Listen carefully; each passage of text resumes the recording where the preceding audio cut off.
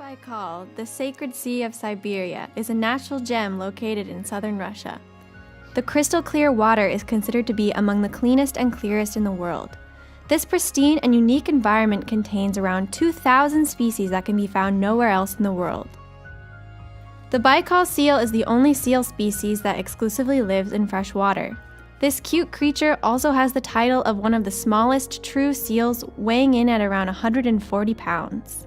Lake Baikal is inhabited by around 80 to 100,000 of these seals. Unfortunately for the Baikal seal, Lake Baikal's special ecosystem is threatened by the increased warming of the lake and pollution. Since 1946, the top layer of water in Lake Baikal has warmed 2.1 degrees Fahrenheit.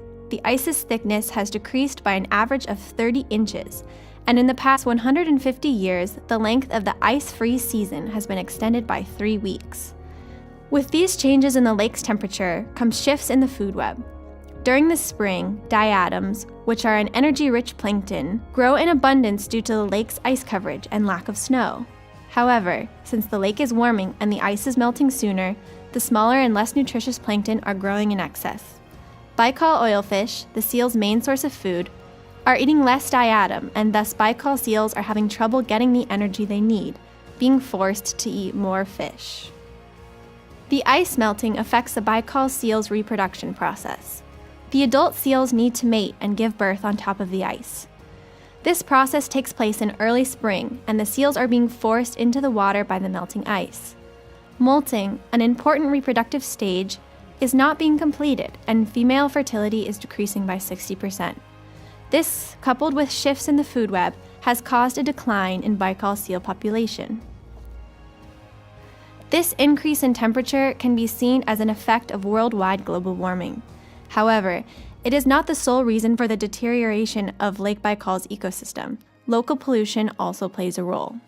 The former Baikal pulp and paper mill used an intense system of chemical and biological processes to clean their waste before it went into the lake. However, studies showed that the Baikal seal was still being impacted. Tissue samples from the seals showed mutagenic activity due to the waste from the paper mill.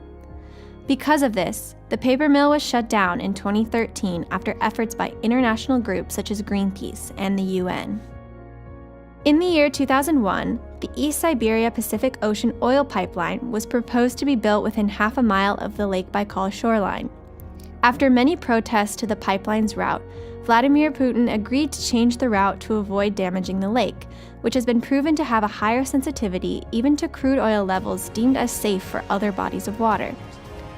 Putin stated in a summit with German Chancellor Angela Merkel, "If there is even the smallest, the tiniest chance of polluting Baikal, then we must think of future generations. We must do everything to make sure this danger is not just minimized, but eliminated."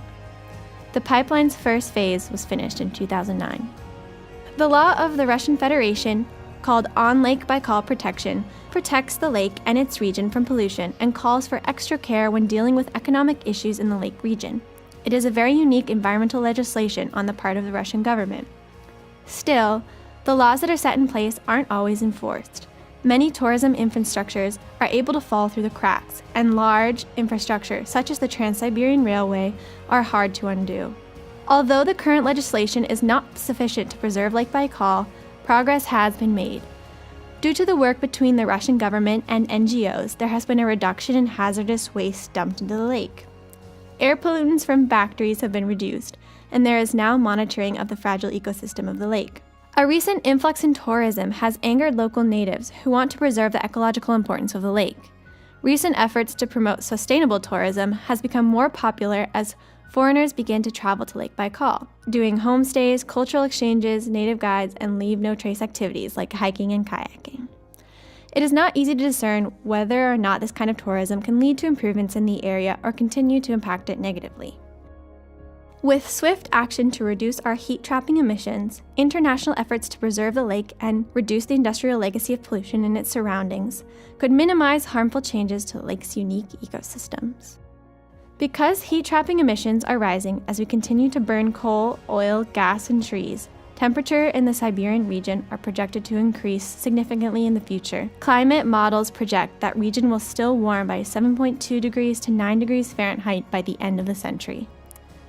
As the climate warms, ice cover will likely continue to shrink, with implications for creatures great and small that call Lake Baikal home.